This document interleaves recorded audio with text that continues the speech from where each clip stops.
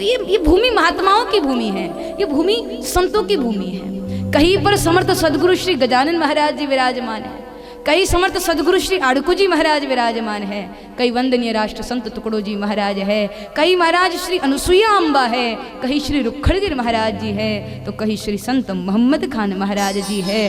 अनेकों संत महात्माओं ने इस भारत भूमि को अपना आसन बनाया हुआ है। और कितने बड़भागी है महाराज कि ऐसे भारत में हमारा जन्म हुआ।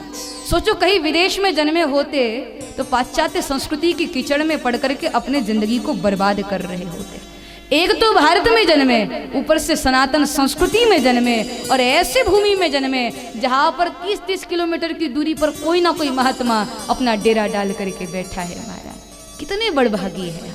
तो जरूरी है, संतों की भूमि में रहते हैं तो आवश्यक यह भी है कि हमारी पूरे दिन में से एक आध समय 15-20 मिनट या 24 मिनट तो हमारे ऐसे होने ही चाहिए जो संतों के सानिध्य में बीते महाराज। क्योंकि संत के सानिध्य में बैठने के बाद व्यक्ति के जीवन में निखार आता है। संत के वचन, संत का सानिध्य, संत की कृपा व्यक्ति के जीवन को दर्शनीय बना देती है। संत महात्मागण ये महाराज चलता फिरता तीर्थ है। देखो यदि हमें अपने पापों को मिटाना है तो चल करके गंगा में जाना पड़ेगा, डुबकी लगानी पड़ेगी।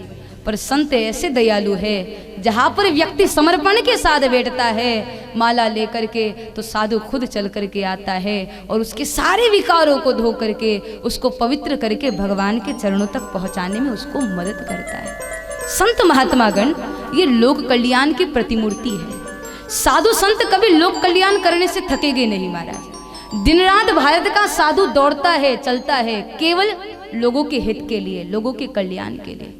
संतों को बिस्तर में थकान मिलती है, हम लोगों को बिस्तर में आराम मिलता है, संतों को बिस्तर में थकान मिलती है। उनको तो मजा आता है लोक कल्याण में, लोक हित में। साधु जब तक जिएगा लोगों के कल्याण के लिए जिएगा, लोगों के हित के लिए जिएगा। इसीलिए हम देख सकते हैं साधारण जीवों का मरण होता है पर महात्माओं का स्मरण होता है, क्योंकि वो औरों के लिए अपना जीवन यापन करते हैं। तो महाराज जरूरी यह है संत के सानिध्य में हमारा कुछ समय बीते, लेकिन हाँ सच्चे संत के सानिध्य में अक्सर ऐसा हो जाता है हम नहीं जान पाते इस विडंबना वाले युग में कि सच्चा साधु कौन है, सच्चे संत कौन है। क्योंकि आज बहुत सारे लोग साधु के वेश में भोली जनता को ठग करके चले जाते हैं। तो सोचने वाली बात यह है, विचार करने वाली बात यह है कि आडंबर से भरे हुए इस युग में, पाखंड से भरे हुए इस संसार में हम सच्चे संत को जाने कैसे। देखो साधु को हम यदि वस्त्रों से पहचानेंगे तो गलत हो जाएगा, साधु को यदि हम चेहरे के नूर से जानेंगे तो गलत हो जाएगा, साधु की पहचान यदि हम उनके आगे पीछे चलने वाले लोगों से करेंगे तो ये भी गलत हो जाएगा। देखो संत की पहचान उनके वस्त्र नहीं हुआ करते, संत की पहचान उनकी वेशभूषा थोड़ी ना हुआ करती है। साधु का कोई गणवेश थोड़ी ना होता है, साधु तो पैंट शर्ट में भी हो सकता है महाराज, साधु तो सलवार कमीज में भी हो सकता है, संत का कोई गणवेश थोड़ी ना होता है। अरे जो वस्त्र होते हैं वो केवल परंपरा की पहचान होते हैं। जैसे स्कूल जाते हुए बच्चे को देख करके आप बता सकते हैं, उसके गणवेश को देख करके आप बता सकते हैं कि ये बच्चा कौन से वाले स्कूल में पढ़ता है। तो उसी तरह से वस्त्र जो है ये परंपरा की पहचान है, साधुता की नहीं। तो यदि अपने जीवन का कल्याण करना है तो साधु के वस्त्रों को नहीं, उनकी साधुता को देखो। सीधी बात है महाराज, हमको युद्ध करना है, युद्ध के लिए हम तलवार खरीदने के लिए बाजार में चले गए। तो एक बात बताइए, बाजार में जाकर के आप तलवार को देखोगे या जिस म्यान में तलवार रखी हुई है उस म्यान को देखोगे? इसे देखोगे तलवार को ही ना, कि इससे ठीक से युद्ध किया जाता है कि नहीं, इससे ठीक से लड़ा जाता है कि नहीं। यदि कोई दुकान में जाकर के मैन देख करके आ जाए तो ये तो गलत बात हो जाएगी। उसी तरह से भीतर के दुर्गुणों को मिटाने के लिए हमें साधुता की आवश्यकता है, ना कि साधु की वेशभूषा की। इसलिए वस्त्रों को नहीं महाराज, उनके स्वभाव को देखो। प्रवचनों में हम धोखा खा सकते हैं, वस्त्रों में हम धोखा खा सकते हैं। देखो वस्त्रों को देख करके आप प्रणाम करो, इसमें दोष नहीं है, लेकिन वस्त्रों का आप भरोसा करो तो शायद गलत हो सकता है। साधुता स्वभाव में होती है। दूसरा, बहुत सारे लोग ऐसे हैं, एक तो कपड़े को देख करके निर्णय लेते कि यही सच्चे संत है, इन्होंने भगवा वस्त्र धारण किया, यही साधु है। कुछ लोग ऐसे होते हैं चेहरे के नूर को देख करके निर्णय लेते हैं कि यही सच्चे संत हैं। अब मानते हैं साधना का तेज होता है महाराज, पर यदि आपको भी अपने चेहरे पे नूर लाना है, तेज लाना है, तो आप भी बढ़िया खाइए पीजिए, आप भी बढ़िया जूस पीजिए, कुछ दिनों के बाद आपके भी चेहरे पे तेज आ जाएगा। साधना का तेज होता है, पर केवल चेहरे के नूर को देख करके आप निर्णय ले लो कि ये सच्चा संत है, गलत हो जाएगा। उसके बाद बहुत सारे लोग हैं जो उनके आगे पीछे चलने वाले उस भीड़ से ये निर्णय लगा लेते हैं कि जब हजारों लोग इनके शिष्य हैं तो जरूर कुछ बात होगी, जरूर कुछ विशेषता होगी, तो निश्चित ही ये सच्चे संत होंगे, क्योंकि हजारों लोग इनको मानते हैं, हजारों लोग इनको पूजते हैं, हजारों लोग इनको पूछते हैं, तो जरूर ये सच्चे संत होंगे। तो कभी यदि यह सोच करके आप किसी के चरणों में समर्पित हो जाओगे तो शायद फिर धोखा खा सकते हो। महाराज कहते हैं ना, खोटी आंख विवेक की, जाने ना संत असंत, जाके पीछे 10-20 लोग उसी को कहे महंत। आगे पीछे चलने वाले लोगों से निर्णय नहीं लेना चाहिए कि यही सच्चा संत है, वरना धोखा खा जाओगे। एक जगह की बात रही, कोई महात्मा जी अपने 100-200 शिष्यों के साथ यात्रा कर रहे थे। तो यात्रा करते समय शिष्यों ने गुरुजी से बोले गुरुजी, कई दिनों से सूखी रोटी और सूखी दाल खा खा करके पेट में बड़ी गड़बड़ हो रही है, गुरुजी कृपा हो जाए और यदि कुछ तरमाल का खाने को मिल जाए ना तो मजा आ जाएगा। तो गुरुजी ने कहा बढ़िया है, तो यदि मिष्टान्न का भोजन पाना है तो खुद ही कुछ व्यवस्था करो, कुछ योजना बना। तो शिष्यों ने चालाकी की, जिस गांव में वो ठहरे थे, गांव के उन लोगों के बीच में जाकर के शिष्यों ने ऐलान किया, बोले आ गए योगियों के योगीराज महाराज, तो जिसको भी अपने खेत में बारिश करवानी है ना वो आ जाए। देखो जिसको भी खेत में बारिश करवानी वो आ जाए, महाराज जी को प्रणाम करे, महाराज जी की कृपा उस पर होगी और उसके खेत में बारिश हो जाएगी। तो सुन करके पूरा का पूरा गांव उमड़ पड़ा महाराज। अब सब आकर के प्रणाम करके लौट गए। तो कहते हैं उसी गांव के अंत में उस गांव का एक धन्ना सेठ आया और आकर के उसने महाराज जी को कोई प्रणाम आदि तो किया नहीं, बस खड़ा हो गया और कहने लगा कि देखो मैं अपने खेत में बारिश करवाना चाहता हूँ, तो बताओ उसके लिए शर्त क्या है।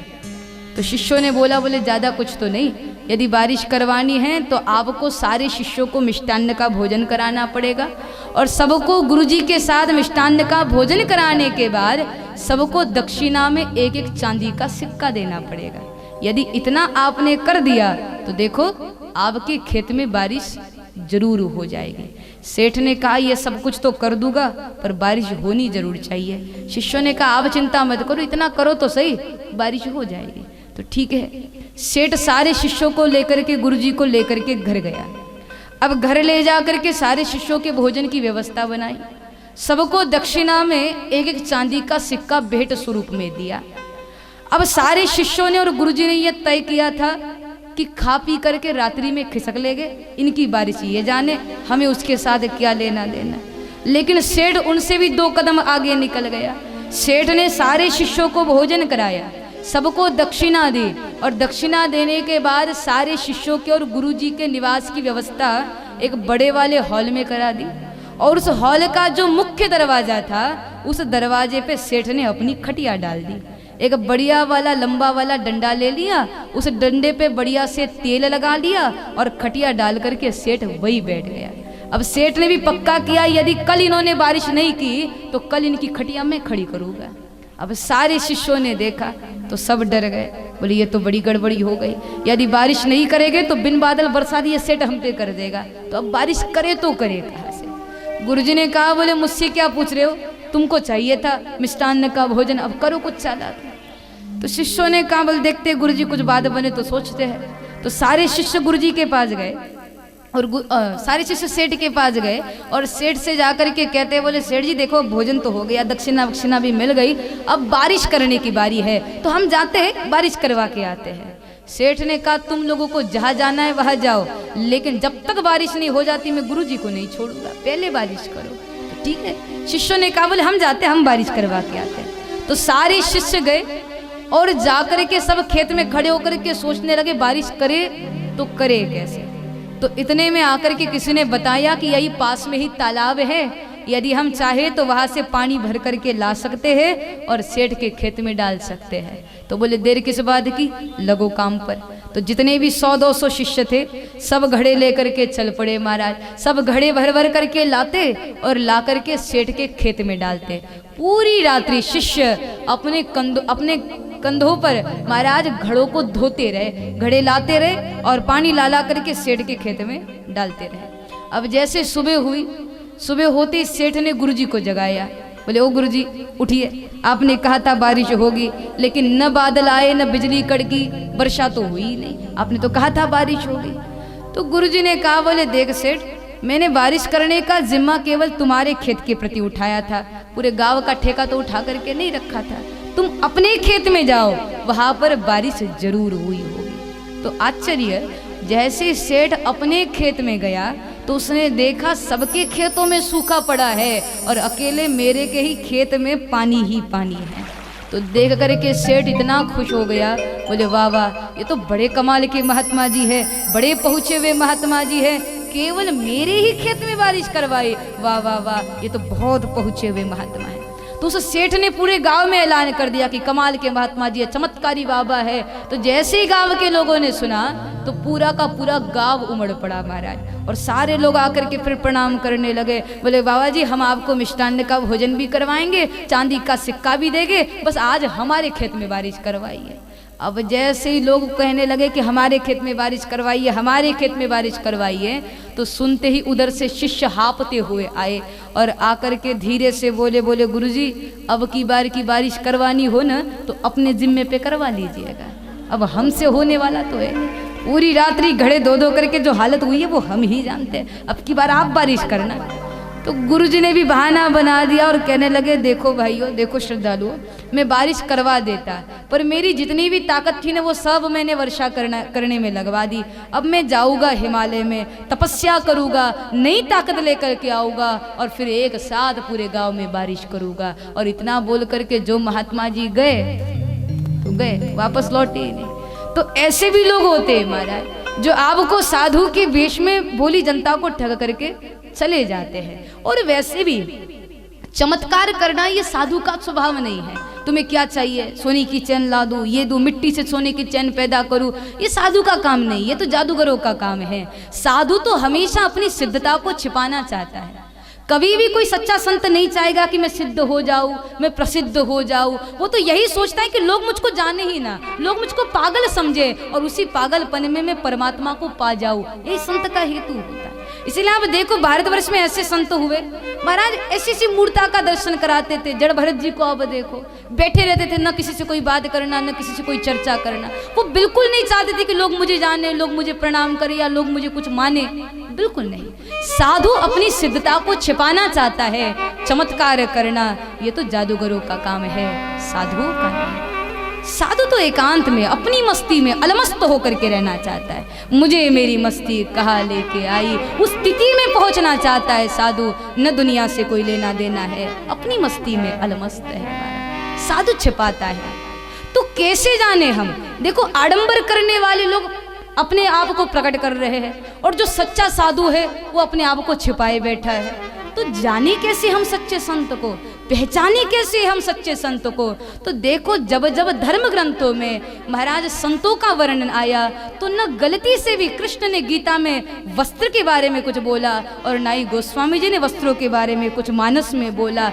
देखो, क्योंकि साधु की पहचान वस्त्रों से नहीं होती है, साधु की पहचान उनके चेहरे से नहीं होती है, साधु की पहचान उनके आगे पीछे चलने वाले लोगों से नहीं, बल्कि साधु की पहचान तो उसके स्वभाव से होती है। साधुता वस्त्रों में थोड़ी ना होती है, साधुता महाराज चेहरे के नूर में भी नहीं होती, साधुता स्वभाव में होती है। तो कौन है सच्चा साधु? गोस्वामी तुलसीदास जी महाराज कहते हैं, संत कैसा होता है, सच्चा साधु कैसा होता है, मानस में बाबा जी दर्शाते हैं। जो सही दुख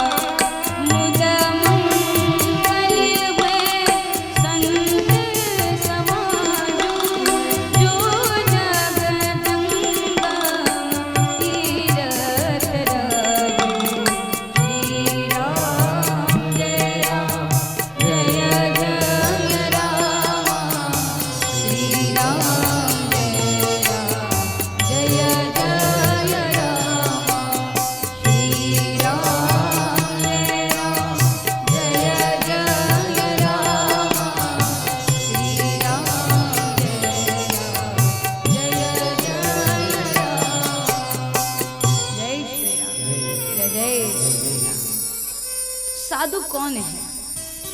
कहते हैं जिसको दूसरों का दुख अपना दुख लगता है, जो सामने वाले को खुश करने के लिए हर कठिनाइयों का सामना करता है, तो महाराज वह व्यक्ति वास्तविकता में साधु है।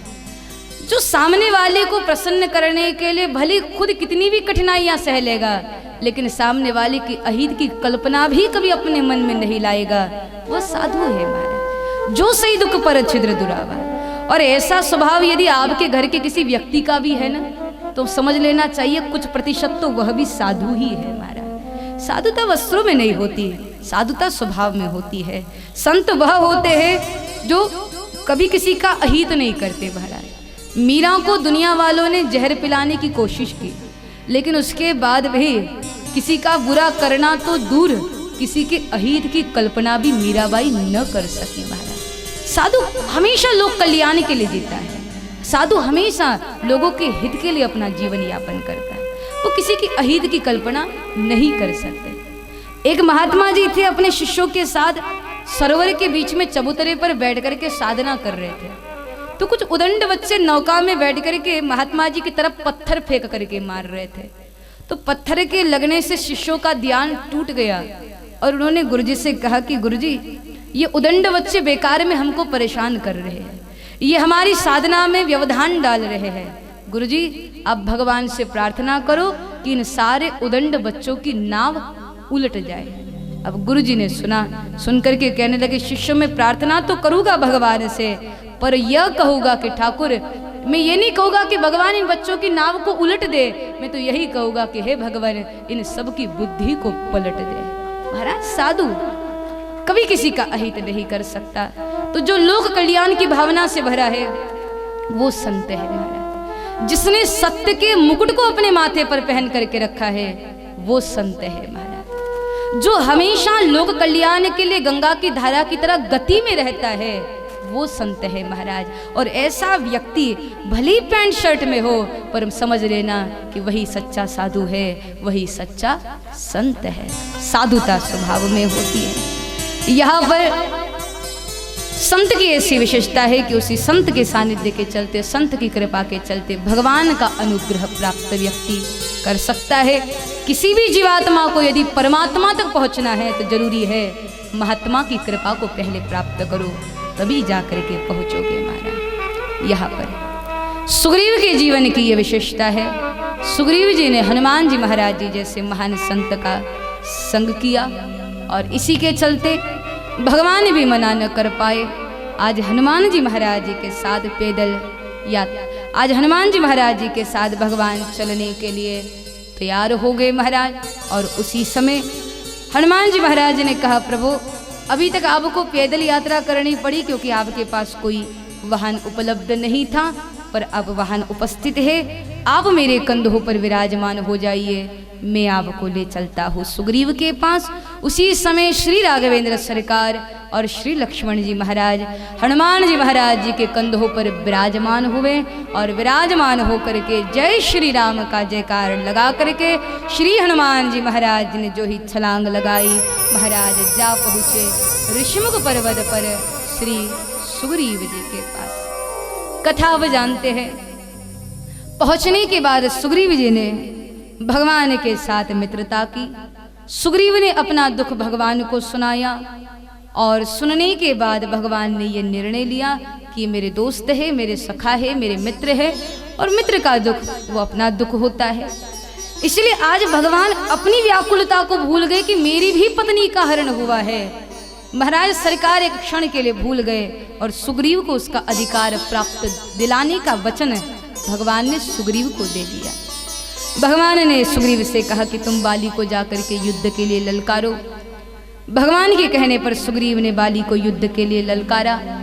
युद्ध आरंभ हुआ किष्किंधा की भूमि में। बाली बलवान था, इसीलिए बार बार सुग्रीव को परास्त कर रहा था। घबरा करके सुग्रीव वापस आया और कहा, महाराज आपने मुझे वचन दिया था आप मेरी रक्षा करोगे। वो बाली मुझको मारता चला जा रहा है, उसकी एक दो गदा के प्रहार और मुझ पे बैठे तो शायद मैं मर भी जाऊं। महाराज विलंब मत करिए, मेरी रक्षा करिए, अपने वचनों को पूरा करिए। भगवान ने कहा, सुग्रीव तुम दोनों दिखने में बिल्कुल एक सरीखे हो, मैं समझ नहीं पा रहा हूँ वाली कौन है और सुग्रीव कौन है। सुग्रीव ने कहा तो महाराज अब क्या करें। भगवान ने कहा चिंता मत करो। भगवान ने अपने गले की माला उतार करके सुग्रीव के गले में पहना दी। कहा अब जाओ, अब मैं तुमको विजय जरूर दिलाऊंगा। सुग्रीव माला पहन करके बाली से पुनः युद्ध करने के लिए गए। पुनः जब युद्ध भूमि में युद्ध आरंभ होने लग गया, मल्लयुद्ध होने लग गया, उसी समय भगवान ने विलंबन करते हुए वृक्ष के पीछे खड़े होकर के चुपके से बाण छोड़ा। और जैसे ही वो बाण छोड़ा, तीव्र आवाज करते वो बाण जा पहुंचा, बाली के हृदय का छेदन कर गया और बाण के लगते ही बाली धड़ाम से धरती पर गिरा। एक ही बाण प्राण हरि लीना, दीन जानते ही निज पद दीना। यहाँ जैसे ही भगवान के बाणों से घायल होकर के बाली गिरा, सब दौड़े दौड़े आ गए महाराज। भगवान भी वृक्ष के पीछे से निकल करके आ गए। और बाली को जब पता चला कि मेरे साथ छल हुआ है, तब बाली ने कहा नाथ, मेरा तो आपके साथ कोई निजी वैर नहीं था, मैंने तो आपका कुछ बिगाड़ा नहीं था, और मैं सत्य कहता हूँ रघुनंदन, यदि आप मुझसे मित्रता करते ना, तो जो राक्षस, जो रावण सीता जी का अपहरण करके ले गया है, यदि उसको ये पता चल जाता कि आप बाली के मित्र हैं, तो वो ससम्मान सीता जी को आपके पास लौटा करके चला जाता। पर आपने ये क्या किया? आपने मेरे साथ वैर किया और सुग्रीव से मित्रता की। ये कैसा आपका ये कार्य, ये आपने क्या किया ना? भगवान राम कहते हैं सुनो बाली, मैं अपनी पत्नी की रक्षा करने में सामर्थ्यवान हूँ। तुम्हारे साथ मेरा कोई निजी वैर नहीं है, लेकिन मैंने तुमको दंडित इसीलिए किया कि जो व्यक्ति अपने भाई की पत्नी का सम्मान करना नहीं जानता, जो व्यक्ति भारतवर्ष के नारी के सम्मान के साथ खिलवाड़ करता है, वो व्यक्ति निश्चित ही दंड का पात्र है। उसको दंड तो मिलना ही चाहिए। तुम्हारे साथ मेरा कोई निजी वैर नहीं है, पर भारत की नारी का अपमान तुमने किया, इसलिए दंड तो मिलना ही था। सुनकर के बाली को अपनी गलती पर पछतावा हुआ। उसने कहा महाराज मैं माफी चाहता हूँ, कृपया आप मेरे भूल को भुला दीजिए। और उस समय अंतिम समय में बाली ने एक बहुत बढ़िया कार्य किया। कहा भगवान, मैं तो राम कार्य के किसी काम में ना आ सका, मैं तो धर्म के कार्य में आपको कुछ सहयोग न कर पाया, पर मैं चाहता हूँ मेरा बेटा आपको मदद करे। उसी समय बाली ने अपने पुत्र अंगद को बुलाया और अंगद का हाथ बाली ने भगवान के हाथों में सौंपा। कहा महाराज राम कार्य में मैं आपके कुछ काम ना आ सका, मैं चाहता हूँ मेरा बेटा धर्म के कार्य में आपके काम आए। और ये कार्य बाली ने बहुत बढ़िया किया महाराज। अपनी एक संतान को धर्म के कार्य के लिए, राष्ट्र के हित के लिए समर्पित कर दिया। और ये जरूरी भी है। हमारे भारतवर्ष के संत कहते हैं हर अभिभावक का ये दायित्व है कि वो 3 बच्चों को जन्म देवे, उसमें से 2 बेटान को अपने बुढ़ापे के सहारे के लिए रख दे और एक बेटे को राष्ट्र की सेवा के लिए, धर्म की सेवा के लिए, गौमां की सेवा के लिए समर्पित करे। ये आवश्यक है महाराज, क्योंकि जननी जने तो भगत जन, कहे दाता या शूर, नहीं तो जननी बांझ रहे, काहे गवाए नूर। किसी अभक्त की माँ कहलाना, किसी कायर की माँ कहलाना, किसी कंजूस की माँ कहलाना, ये माँ शब्द का अपमान है। यदि अपने कोक को सार्थक करना चाहते हो तो कम से कम आपका एक बेटा तो धर्म के कार्य में लगना ही चाहिए महाराज। आप गुरु गोविंद सिंह जी को देखो। गुरु गोविंद सिंह जी के 4 बेटा थे और उन्होंने अपने चारों बेटा को राष्ट्र की सेवा के लिए समर्पित कर दिया। कहते उनके जब चारों बेटे भारत माँ की सेवा करते करते शहीद हो गए और ये समाचार जब उनके गांव के लोगों को पता चला तो पूरा का पूरा गांव रोने लग गया महाराज। लेकिन उस समय गुरु गोविंद सिंह जी नाच रहे थे, कहने लगे ये शोक मनाने का समय नहीं है, ये तो विरह उत्सव का समय है कि मेरे 4 बेटा थे और चारों के चारों बेटा राष्ट्र की सेवा में लग गए। अरे इन पुत्रन के कारण वार दिए सुत 4 मुवे तो क्या हुआ, जीवित कई हजार। उस समय गुरु गोविंद सिंह जी ने ऐलान किया था कि मैं सत्य कहता हूँ, यदि मुझे 4 के जगह 8 बेटा भी होते ना तो मैं अपने 8 बेटों को राष्ट्र की सेवा के लिए समर्पित कर देता। ये जज्बा होना चाहिए हमारा। पर होता यह है आज हम लोग चाहते हैं कि हमारे बीच में कुछ अच्छा परिवर्तन हो, हम लोग चाहते हैं कि हमारे बीच में क्रांति आए, हमारे बीच में राम राज्य की स्थापना हो, हम चाहते हैं कि हमारे बीच में भगत सिंह पैदा हो, हम चाहते हैं कि हमारे बीच में राजगुरु पैदा हो, हमारे बीच में चंद्रशेखर आजाद पैदा हो। लेकिन जब बलिदान देने की बात आती है तब सब कहते हैं भगत सिंह पैदा हो, राजगुरु पैदा हो, चंद्रशेखर आजाद पैदा हो, पर मेरे घर में नहीं, मेरे पड़ोसी के घर में हो। मेरा बेटा अपना बलिदान क्यों दे? वो तो मेरे पास दुबका रहे, वो तो मेरे बुढ़ापे का सहारा बने, तो कैसे क्रांति आएगी? भगत सिंह की माता विद्यावती जी को आप देखो महाराज, जब भगत सिंह जी फांसी के फंदे पर झुलस चुके थे तब विद्यावती जी कोने में बैठ कर के रो रही थी। तो लोगों ने पूछा कि इतने वीर धीर की माँ होने के बाद भी क्या इस तरह से रोना आपको शोभा देता है? आप एक इतने वीर राष्ट्रभक्त की माँ होकर के इस तरह से आंसू बहाओ, ये आपको शोभा नहीं देता। तब उस समय विद्यावती जी ने कहा कि भाइयों, मैं अपने पुत्र की शहीदी पर नहीं रो रही हूँ, बल्कि मैं तो अपने कोख को कोसते हुए रो रही हूँ कि इस कोख ने केवल एक ही भगत सिंह को जना है। काश यदि एक और भगत सिंह पैदा होता न, तो आज उसे भी राष्ट्र की सेवा के लिए समर्पित कर देते। ये जज्बा जरूरी है। अरे धन्य है वो शहीद के माता पिता जो अपने बच्चे को राष्ट्र की सेवा के लिए सरहद पर महाराज जाने की आज्ञा देते हैं। देखो, कोई भी सैनिक के माँ बाप अपने बेटे को पैसों के लिए सैनिक नहीं बनाते, बिल्कुल नहीं। आपको शायद याद होगा, यदि वो लोग अपनी नौकरी छोड़ करके वापस अपने यहाँ भी आ जाए तो काम करके वो उतने पैसे कमा लेते जितने उनको वहाँ मिलते हैं।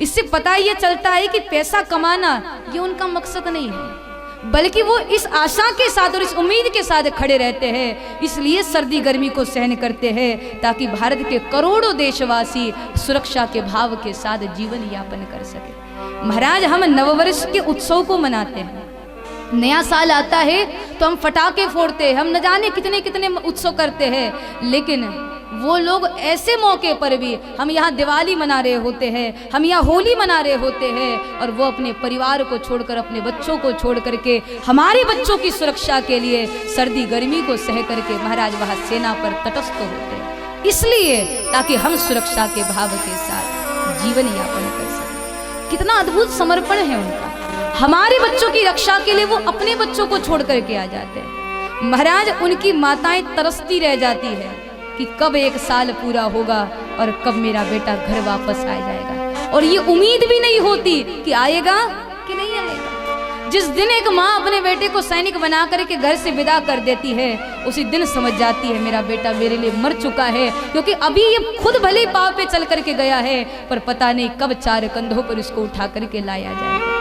इतना पता होने के बाद भी महाराज एक माँ बाप अपने बेटे को राष्ट्र की सेवा के लिए समर्पित करे, कितना अद्भुत जज्बा है उन लोगों को। अब देखो, जितने भी राष्ट्र के सैनिक शहीद हुए हैं, उनके परिवार को यदि देखो ना, तो वो दुखी है, व्याकुल है अपने बच्चों की मौत पर, लेकिन अभी भी उनके मन में यह जज्बा है कि आज भी हमारे घर से कोई ना कोई एकाध व्यक्ति तो राष्ट्र की सेवा के लिए फिर से सरहद पर जाना ही चाहिए। कितना अद्भुत जज्बा है हमारा, उनका वो त्याग, उनका वो समर्पण अद्भुत है। अरे यहाँ पर जब हमारी क्रिकेट टीम जब विजयी होती है, तब उस समय हम लोग जोश में आ जाते, फटाके फोड़ देते, न जाने क्या क्या करते, करना चाहिए। लेकिन महाराज, वहाँ पर यदि किसी सरहद पर हमारे सैनिक विजयी होते हैं तो हमको पता भी नहीं चलता, और हम उतना ध्यान भी नहीं देते उस बात पर। वो अपने प्राणों की आहुति दे करके, अपना रक्त बहा करके भारत माँ का अभिषेक करते हैं महाराज, अपने श्वासों के सुमनों की माला पहना करके भारत माँ का श्रृंगार करते हैं वो लोग। लेकिन कैसे दुर्भाग्य की बात है, इतना त्याग और इतना समर्पण होने के बाद भी न उनकी कॉलर ट्यून हमारे मोबाइल में होती है, और ना ही हम किसी सैनिक के फोटो का इस्तेमाल अपने फोन पर वॉलपेपर के रूप में करते हैं। कैसी विचित्रता है हमारा। उनका वो जज्बा अद्भुत है, उनका वो त्याग अद्भुत है, तो वो होना चाहिए। कम से कम हमारा एक बेटा तो राष्ट्र की सेवा के लिए समर्पित होना ही चाहिए। देखो महाराज, यदि हर अभिभावक अपने बच्चे को सरहद पर नहीं भेज सकती, कोई बात नहीं, पर कम से कम अपने बच्चों के मन में घर में बैठे बैठे इतना जज्बा तो जगाओ कि उनके मन में भारतीय होने का गौरव जागे।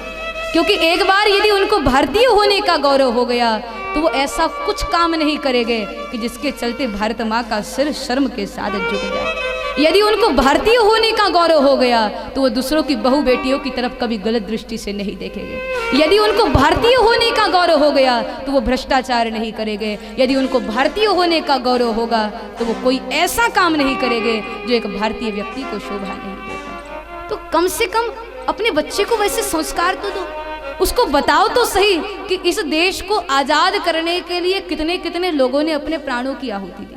उनको बताओ तो सही किस तरह से झांसी की रानी ने अपनी तलवार की धार तेज की थी, किस तरह से भगत सिंह ने अपने प्राणों को बलिदान करने का निर्णय कर लिया था। अपने बच्चों को सुनाओ महाराज, जिसके चलते आपके बच्चों के मन में भी वो जज्बा जाग सके। पर ऐसा होता नहीं है।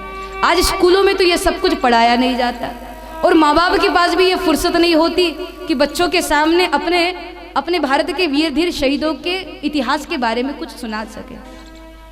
अपने बच्चों को बताओ महाराज, उनको बताओ कि जिस भूमि में हम रहते हैं उस भूमि की कितनी दिव्यता है, कि चंदन है इस देश की माटी, हर भूमि एक ग्राम है। चंदन है इस देश की माटी, हर भूमि एक ग्राम है। हर बाला देवी की प्रतिमा, बच्चा बच्चा राम है। जहाँ सिंह बन गए खिलौना गाय, जहाँ माँ प्यारी है, वो मेरा हिंदुस्तान है, वो मेरा हिंदुस्तान है। ये बताओ, ये वो भारत भूमि है जहाँ का बच्चा बच्चा भी कृष्ण रूप है, जहाँ की बालिका, जहाँ की कन्या राधा स्वरूपा है। ये वो भूमि है। आप देख सकते हैं पूरे विश्व के नक्शे पर भारत माँ का जो नक्शा है ना, वो अद्भुतता के साथ चमकता है। समता का संदेश यदि कहीं से मिलता है तो भारत देश से मिलता है। तीन तीन समुद्र निरंतर भारत माँ के चरणों का प्रक्षालन करते हैं। पंजाब और बंगाल जिसके खड़ग अस्त्र है महाराज, ये वो भारत देश है। इसलिए आप देख सकते हैं दुनिया में जितने भी देश है उन किसी भी देश को कभी भी माता कहकर के संबोधित नहीं किया जाता। कभी आपने सुना है किसी ने बोला हो पाकिस्तान माता की जय? कभी सुना है चीन माता की जय, अमेरिका माता की जय?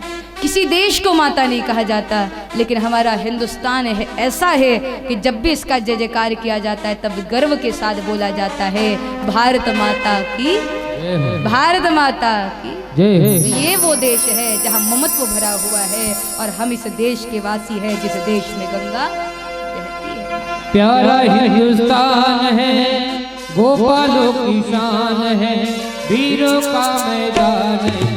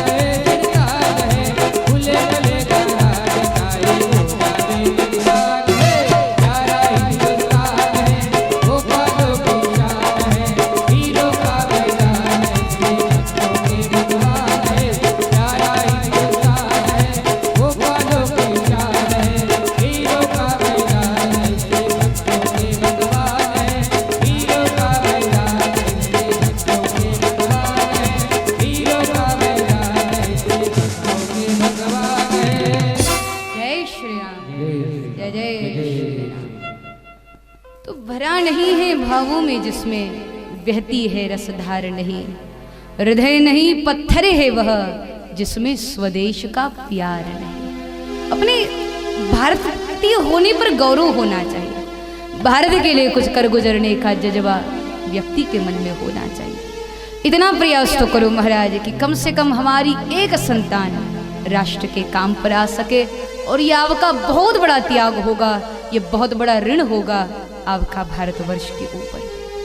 आज बाली ने यह कार्य बहुत अद्भुत किया। अंतिम समय में बाली ने अपने बेटे अंगद को राष्ट्र की सेवा के लिए समर्पित किया। भगवान ने बाली के ऐसे स्वभाव को, ऐसे स्वरूप को देखा तो भगवान ने कहा, बाली यदि तुम कहो तो मैं तुम्हें पुनः जीवन दान दे सकता हूँ, क्योंकि रोगी के रोग को मारना मेरा काम था, रोगी को मिटाना नहीं। तुम्हारा रोग खत्म हो चुका है, मैं तुम्हें जीवन दान दे सकता हूँ। बाली ने कहा, महाराज इसकी आवश्यकता नहीं है, क्योंकि मैंने सुना है जन्म जन्म मुनि जतन कराही, अंत राम कहीं आवत नाही।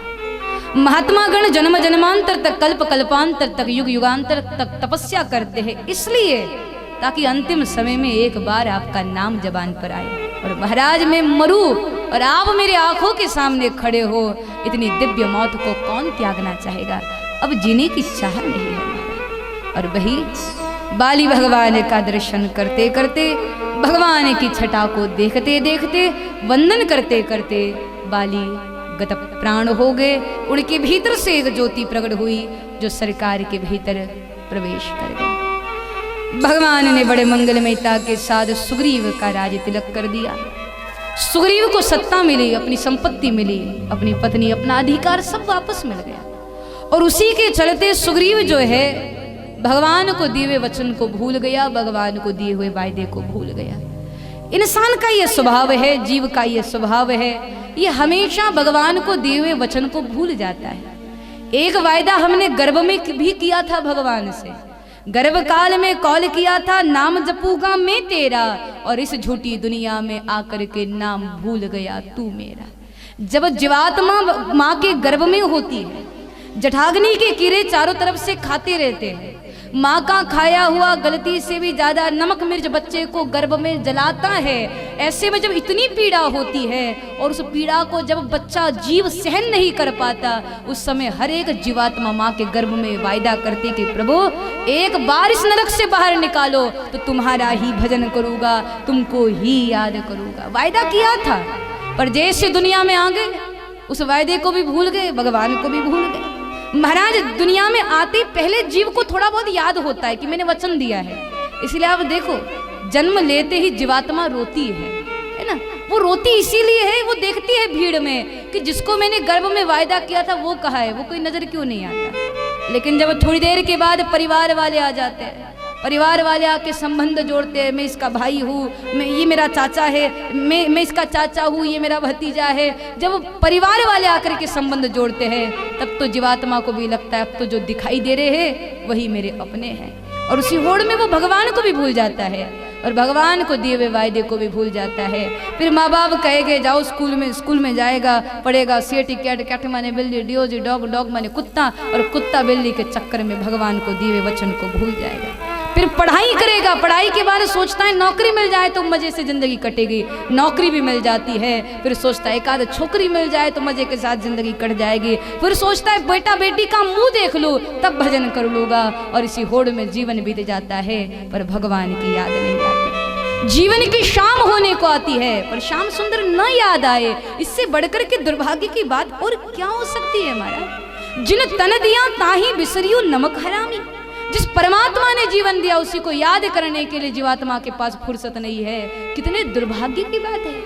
आज आदमी के पास तन का भोजन करने के लिए समय है, पर जब परमात्मा के भजन की बात आती है आदमी बहाना बना देता है, कहता है कर लेंगे, बचपन खेलने के लिए है, जवानी रुपया पैसा इकट्ठा करने के लिए है, भजन बुढ़ापे में कर लेंगे, जब आंखों से दिखाई नहीं देगा, कानों से सुनाई नहीं देगा, तब माला पकड़ लेंगे, तब भजन कर लेंगे।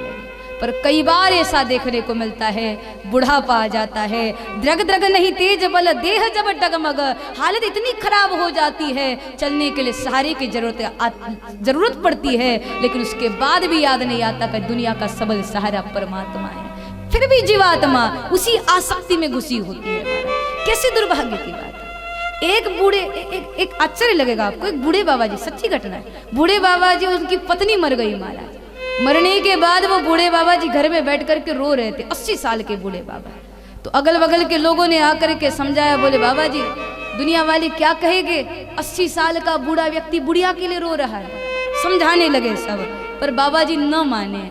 तो अंत में एक व्यक्ति ने मजाक में बोल दिया, बोले बाबा जी आप हमारी बात मानो ना तो आप दोबारा शादी कर लो। किससे बोल रहे? 80 साल के बूढ़े बाबा जी से। बोले आप दोबारा शादी कर लो। मजे की बात तो तब देखने को मिली कि जब सुनने के बाद बूढ़े बाबा जी के चेहरे से भी उदासी हट गई, मुस्कुराहट आ गई। कहने लगे हाँ भाई, मैं भी कब से यही सोच रहा था, एक आध विधवा औरत मिल जाए तो शादी कर ही लो, मन लगा रहेगा, समय पास करने में आसानी हो जाएगी, बस कोई विधवा औरत मिल जाए तो शादी कर लो। अब लोग क्या बोले, लोगों को बड़ी हंसी आई। लोग कहने लगे, बोले बाबा जी आप इस चक्कर में मत पड़ो कि कोई विधवा औरत मिले तो ही शादी करूं। अरे आप तो शादी कर लो, क्योंकि साल 2 साल में तो वो वैसे भी विधवा हो ही जाएगी। माने जीवन के अंतिम पड़ाव पर भी दोबारा शादी के सपने संयोगे जाए, ये विचार पतन के गर्त में ले जाने वाले नहीं तो और क्या है हमारा। कैसी विचित्रता है। जरूरी है उस वायदे को याद करो जो ठाकुर से किया था गर्भकाल में। सुग्रीव भूल गया कि भगवान से ऐसा कोई वायदा किया था, वचन दिया था। लक्ष्मण जी महाराज जी ने क्रोध किया और उसी वैराग के क्रोध के कारण आसक्ति में घुसा हुआ सुग्रीव जाग गया। उसको याद आई, तुरंत उसने सारी वानर सेनाओं को ससज्ज किया और सारी वानर सेनाओं को ये आदेश दिया, भगवती सीता की खोज के लिए आप आगे बढ़ो। सारी वानर सेना तैयार हो गई। सबने जाने से पहले राम जी को वंदन किया, राम जी को प्रणाम किया। सारे वानरों के अंत में जैसे ही हनुमान जी महाराज जी ने राम जी को प्रणाम किया, तब राम जी के मन में विचार आया कि किसी और को सफलता मिले या न मिले, पर मुझे विश्वास है हनुमान इस कार्य में सफलता जरूर प्राप्त करेंगे। पर जब हनुमान सीता से मिलेंगे तो कैसे परिचय कराएंगे, कुछ तो होना चाहिए ना। तब श्री राघवेंद्र सरकार ने अपने उंगली में से राम नाम से अंकित मुद्रिका निकाली और वो हनुमान जी महाराज जी को दी। ये वही मुद्रिका है जो केवट को देने के लिए सीता जी ने दी थी, शायद लेना भूल गई होगी। सरकार ने अपनी उंगली में धारण किया और उसी मुद्रिका को निकाल करके आज भगवान हनुमान जी महाराज जी को दे रहे। कहा हनुमान जब तुम मिलो भगवती सीता से ये मुद्रिका दिखा देना, सीता देखते ही समझ जाएगी कि तुम राम दूत हो। हनुमान जी महाराज ने मंगलमयता के साथ उस प्रसाद को स्वीकार किया और हनुमान जी महाराज जाने लगे। पर प्रश्न यह है हनुमान जी महाराज जी के मन में कि अब इस मुद्रिका को मैं रखूं तो रखूं कहाँ, क्योंकि उंगली में पहने नहीं सकता। स्वामी की मुद्रिका सेवक अपनी उंगली में पहने, मर्यादा का उल्लंघन है, उंगली में नहीं पहन सकता तो कहाँ रखूं। हनुमान जी महाराज सोचने लगे क्या मुट्ठी में पकड़ करके रखूं, लेकिन फिर विचार आया नहीं, राह चलते हुए यदि कोई राक्षस मिल गया और गलती से जिस हाथ में मुद्रिका है उसी हाथ से प्रहार कर दिया तो अनर्थ हो जाएगा, क्योंकि राम नाम कभी किसी को मारता नहीं है, राम नाम तो तारता है, तो ये गलत हो जाएगा। कहाँ रखो मुद्रिका को? तो कहते हैं हनुमान जी महाराज जी ने अपने पूरे अंग का दर्शन किया और पता चला कि हर एक इंद्रिया को कोई ना कोई आभूषण पहनाया जाता है, पर हमारी एक इंद्रिया ऐसी है जीभा, जिसको हम कभी कोई आभूषण नहीं पहनाते। और जीभा का आभूषण राम नाम से बढ़कर के और क्या हो सकता है हमारा। राम नाम मणिदीप धरु जीह दे हरि द्वार, तुलसी भीतर बाहिरू जो चाहे सी उजियार। जीभा का आभूषण राम नाम है और उसी समय हनुमान जी महाराज ने राम नाम से अंकित मुद्रिका को अपनी जीभा पर विराजमान किया।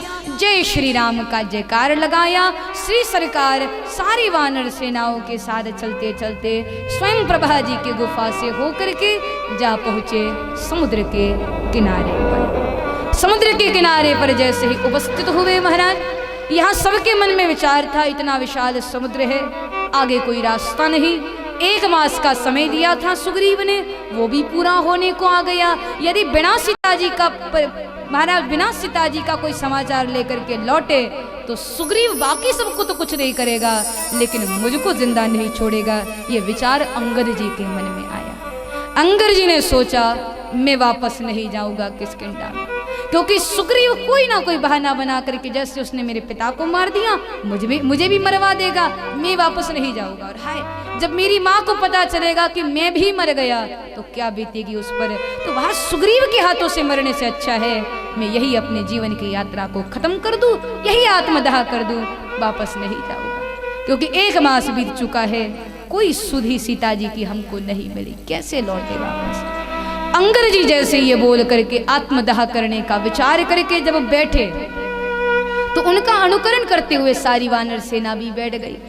उसी समय जामवंत जी ने समझाया, अंगद तुम गलत सोच रहे हो, सुग्रीव ऐसे नहीं है। यदि हम वापस जाएंगे सारी घटना उनको सुनाएंगे तो मुझे विश्वास है सीता जी की खोज का हम कोई नया उपाय खोज लेंगे। पर वापस चलो, ऐसी सी बात मत करो, अपने परिवार को किष्किंधा में छोड़ करके हम कैसे जिएंगे यहाँ पर। अंगद वापस चलो। महाराज यहाँ पर जामवंत जी मना रहे हैं, वहां वानर सेना आपस में चर्चा कर रहे हैं। बोले काश कैकेयी जी ने राम जी को वन न दिया होता तो इतना बड़ा अनर्थ नहीं होता। और काश जब सीता जी का अपहरण करके वो रावण ले जा रहा था उस समय यदि थोड़ी और देर जटायु जी युद्ध करते रहते ना तो राम जी पहुंच जाते वहां पर, सीता जी को बचा लेते। और वहां जटायु जी मर गए, परिणाम में अब हमको मरना पड़ रहा है, ये क्या हो गया। तो जैसी जटायु जी की चर्चा चल रही थी उसी समय जटायु के भाई संपाति वहां पर आ पहुंचे। संपाति ने जैसे ही जटायु का नाम सुना तो पूछा, भाइयों आप जटायु को कैसे जानते हैं और वो कहाँ है, कुशल तो है ना, वो ठीक तो है। वानरों ने आश्चर्य से देखा और पूछा, महाराज आप कौन है, अपना परिचय दीजिए, और जटायु के बारे में इतना क्यों पूछ रहे हैं आप। संपाति ने कहा, हम दोनों भाई हैं, जटायु मेरा छोटा भाई है। एक बार हमने शर्त लगाई कौन ऊंचाई को छुएगा, इसी होड़ में हम चलते गए उड़ते गए और जब सूर्य के बिल्कुल नजदीक पहुंच गए मैंने देखा मेरे भाई जटायु के पंख जलने वाले हैं। ऐसे में मैंने अपने पंखों को फैला दिया तो सुनो उस समय जटायु तो बच गया पर मेरे पंख जल गए, तब से यहाँ गिरा हूँ, कैसे भी करके जिंदगी गुजार रहा हूँ। पर बताओ ना जटायु कैसा है। वानरों ने अपनी गर्दन को झुकाया, महाराज माफ करिए, अब जटायु हमारे बीच में न रहे, राम कार्य करते करते वो गतप प्राण हो गए। सुन करके संपाति की आंख में आंसू आए पर मन में यह विचार भी आया कि मेरे भाई ने राम कार्य के लिए अपना जीवन बिताया, अब बारी मेरी है, मैं भी राम कार्य में अपना योगदान करूं। संपाति ने कहा, सुनो भाइयों आप नहीं देख सकते पर मैं यहाँ खड़े खड़े आपको बता सकता हूँ, इस 400 मील के समुद्र के उस पार एक स्वर्ण की लंका नगरी है। उसी लंका नगरी में अशोक वाटिका है और अशोक वाटिका के बीच में भगवती सीता राक्षसियों के बीच में घिरी हुई है।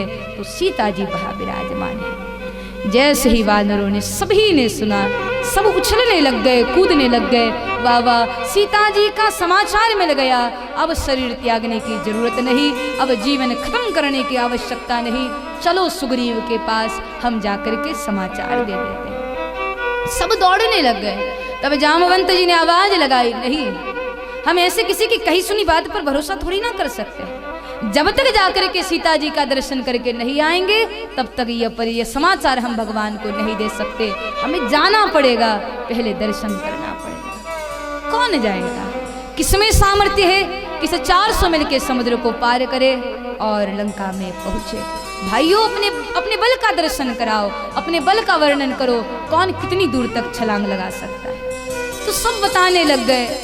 तारक कहने लगे मैं 40 योजन तक छलांग लगा सकता हूँ। महाराज नल नील कहने लगे हम 80 योजन तक छलांग लगा सकते हैं। जामवंत जी कहते हैं जब मैं जवान था तब तो जितनी दूर चाहूं छलांग लगा सकता था, पर अब बूढ़ा हो गया हूं ना, फिर भी 100 योजन तक तो छलांग लगा ही लूंगा। पर जहां तक मुझे पता है 100 योजन की छलांग पर्याप्त नहीं होगी, समुद्र ही 400 मील का है, कौन जाएगा। अंगर जी की ओर देखा, अंगर जी ने कहा मैं चला तो जाऊं पर वापस आने की कोई गारंटी नहीं, और इसी बात से मैं थोड़ा डर रहा हूँ, थोड़ा संकोच कर रहा हूँ। जामवंत जी ने कहा अंगद तुमको ऐसी बात बोलना शोभा नहीं देता, तुम बाली के बेटा हो, बल तुम में कूट कूट करके भरा हुआ है, ऐसे अपने बल पर संदेह न करो, ऐसे अपने मनोबल को कमजोर ना करो।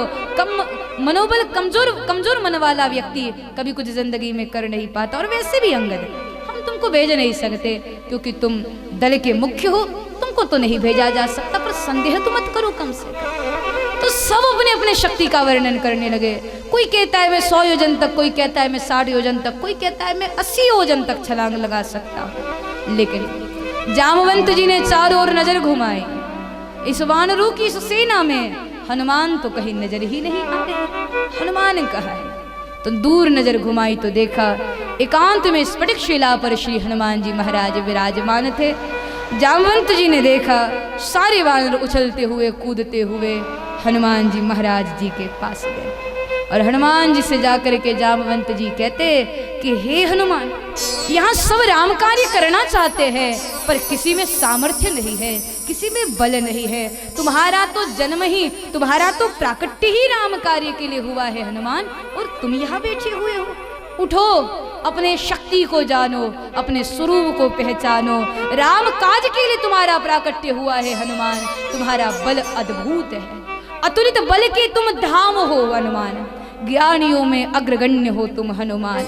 पवन से भी अधिक तेज गति तुम्हारी है, गरुड़ से तीव्र गति तुम्हारी है, आसमान से भी अधिक असीमता तुम्हारी है, धरती से भी अधिक सहनशीलता तुम्हारी है। सारी देवी देवताओं का आशीर्वाद तुम्हारे ऊपर है। सूर्य का तेज, वायु का वेग, चंद्रमा की शीतलता और समस्त देवी देवताओं की कृपा तुम पर है हनुमान। उठो, अपने शक्ति को जानो, अपने स्वरूप को पहचानो और राम कार्य के लिए छलांग लगा दो हनुमान।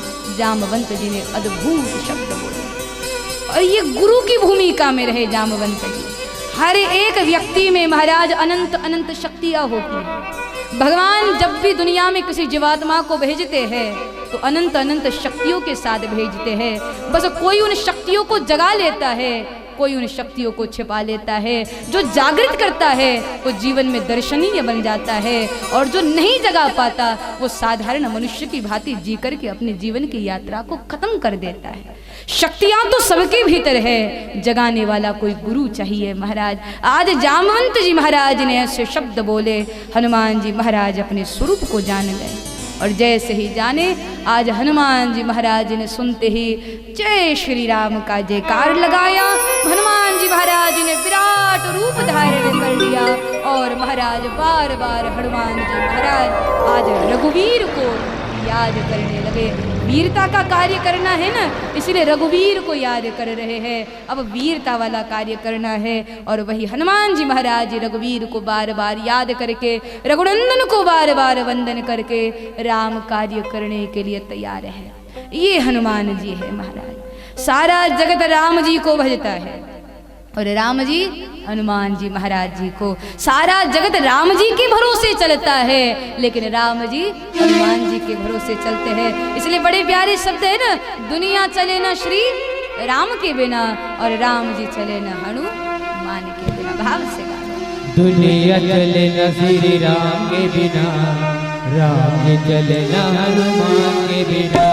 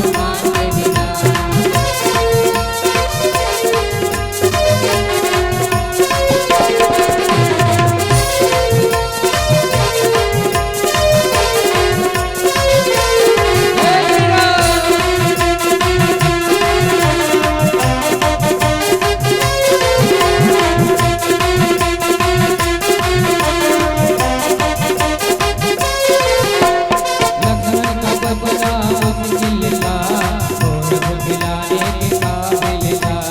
लक्ष्मण का बचना मुश्किल था, कौन खिलाने के काबिल था। लक्ष्मण का बचना मुश्किल था, कौन खिलाने के काबिल था।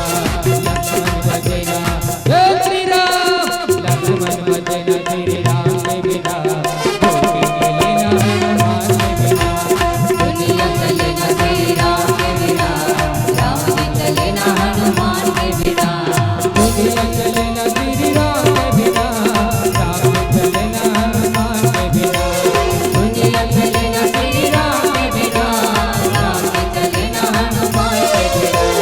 दुनिया दुनिया दुनिया दुनिया दुनिया चले न श्री राम के बिना, राम जी चले न हनुमान के बिना।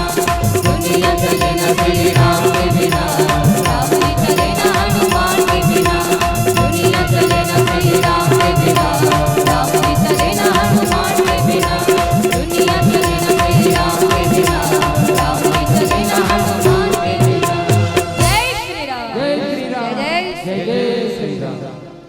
तो महाराज यहाँ से बड़े मंगलमयता के साथ जैसे ही शक्तियों का जागरण होता है, बाबा जी तुरंत सुंदरकांड का यहाँ पर श्री गणेश करते हैं। और सुंदरकांड की जो विशेषता है, जो महिमा है, उसको यदि बोलो तो शायद आपको अतिशोक्ति लग सकती है, पर इसकी महिमा को वही समझता है जो हर मंगलवार शनिवार इसका पाठ करता है।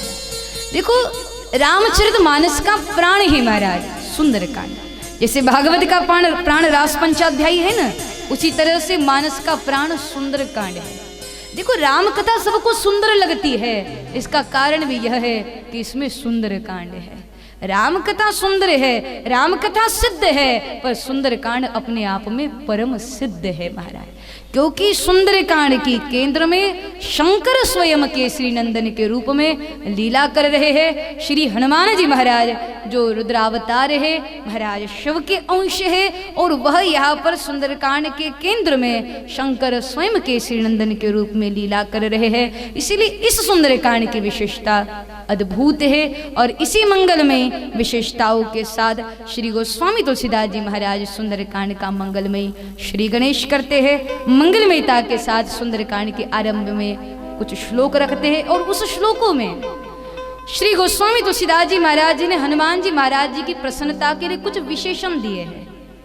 पहला विशेषण दिया अतुलित बलधाम। लगाइए सुनकर कि हनुमान जी महाराज खुश हो गए, क्योंकि सुंदरकांड के केंद्र हनुमान जी महाराज है, तो उनकी प्रसन्नता महत्वपूर्ण है। इसीलिए उनकी प्रसन्नता के लिए पहला विशेषण दिया अतुलित बलधाम। पर हनुमान जी महाराज खुश नहीं हुए, क्योंकि वो जानते हैं जो भी बल है वो मेरा थोड़ी ना है, वो तो सब सरकार का है। तो हनुमान जी महाराज खुश नहीं हुए, तो दूसरा विशेषण दिया अतुलित बलधामम हेमशैला बदेहम। फिर भी हनुमान जी महाराज खुश नहीं हुए। उसके बाद एक के बाद श्री गोस्वामी तुलसीदास जी महाराज जी ने हनुमान जी महाराज जी को बहुत सारे विशेषण दिए, लेकिन उसके बाद भी वो प्रसन्न नहीं हुए। अतुलित बलधामम हेमशैला बदेहम धनुजवन कृशाणम ज्ञानी नाम अग्रगण्यम सकल गुण निधानम तक बोल दिया, लेकिन फिर भी हनुमान जी महाराज खुश न हुए। तो अंत में गोस्वामी जी ने एक विशेषण दिया रघुपति प्रिय भगतम वात जातम नमामि।